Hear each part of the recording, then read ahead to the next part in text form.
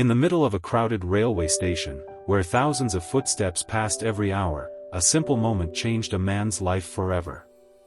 A beggar, who had spent years stretching out his hand and hoping for mercy, saw a wealthy businessman in an elegant suit walking confidently across the platform. Expecting kindness, the beggar approached him with hope. But instead of dropping a coin, the businessman offered him something far more valuable, a question that cut straight to the core of his life: "Do you ever give anything to anyone?" Those words stunned him.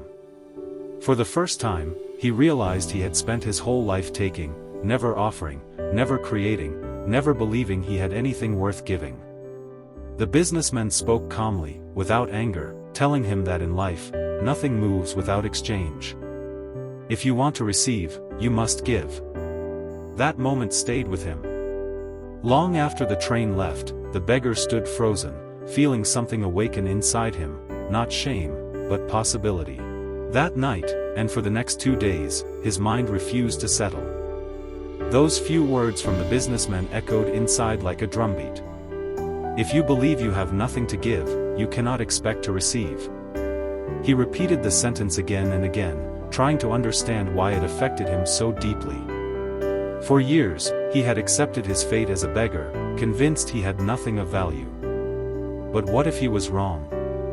What if his poverty was not just in coins, but in thinking? He lay awake wondering, questioning everything he had believed about himself. Maybe people didn't ignore him because they were unkind, maybe he simply never gave them a reason to see him differently. For the first time in his life, he began to look inward, searching for even the smallest hint of ability or worth. That inner struggle was painful, but necessary. Change always begins with doubt, the moment you stop accepting your old identity and start imagining a new one. This was the beginning of his transformation. On the third day, something unexpected happened. As he sat quietly, still lost in thought, his eyes caught a cluster of wild flowers blooming near the railway tracks. They were simple, delicate, almost unnoticeable, yet full of life. And in that moment, an idea bloomed inside him too. What if he could give something? What if he offered people a flower in return for their generosity? It wasn't much, but it was something. Driven by a new sense of purpose, he gathered a few flowers and returned to his usual spot. When someone dropped a coin into his bowl, he gently handed them a flower with a grateful smile. The reaction surprised him. People smiled back. Some paused. Some thanked him. They didn't see a beggar, they saw a human being offering something thoughtful. Day after day, he noticed a pattern. When he had flowers, people gave more freely. When he didn't, the coins were fewer.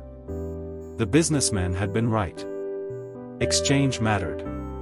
And for the first time, he felt a spark of pride. He was giving, not just taking. One afternoon, as the train arrived, he saw a familiar face through the window, the businessman whose words had changed everything. But this time, the beggar didn't approach him with hesitation or shame. He walked confidently, carrying a handful of flowers. "Sir, today I have something to give you," he said with a smile. "If you give me something, I will give you flowers in return."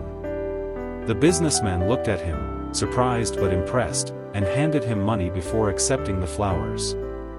Then he said something that would become a turning point: "Today, you are no longer a beggar. You are a businessman." Those simple words shifted his entire identity. He suddenly realized that he wasn't surviving on pity anymore. He was trading. He was providing value. He was earning. And the moment he saw himself differently, the world began to treat him differently too. Confidence replaced helplessness. Purpose replaced fear. The gift was not the money, it was the belief in what he could become. From that moment, everything changed. He no longer saw himself as a poor man waiting for spare coins. He saw himself as someone with a business, someone who could grow, improve, and build a life. With determination unlike anything he had felt before, he left the railway station behind. No more begging. No more waiting. He began picking flowers from nearby fields, arranging them carefully, and selling them to people in different parts of the city. Slowly but steadily, he built relationships, earned respect, and created a reputation for himself. 6 months later, the transformation was astonishing. He was now well-dressed, confident, and proud of the flower business he had created with his own hands. He traveled by train not to beg, but to expand, to meet new customers, explore new markets, and discover new opportunities. What had started as a handful of wild flowers had become a symbol of his rebirth. It proved that success is never about where you start, it's about how you think, what you believe, and what you decide to become. 6 months after their first meeting, he saw the businessman again. This time, they shook hands as equals. The businessman looked at him with amazement, barely recognizing the confident entrepreneur standing before him. "What changed?" he asked with genuine curiosity. The flower seller smiled and replied, "You did. You taught me that we only receive when we give. That one thought changed my life." And that was the truth. The greatest transformation didn't happen in his clothes, his income, or his business. It happened in his thinking. When he stopped seeing himself as helpless and started seeing himself as capable, opportunity appeared everywhere. When he stopped begging and started giving, people began to respect him. When he changed his thoughts, he changed his entire future. And that is the message hidden inside his story: your life becomes whatever you believe about yourself. If you think small, you stay small. But the moment you believe in your strength, your potential, and your worth, everything begins to shift. Change your thinking, and your life will rise to match it.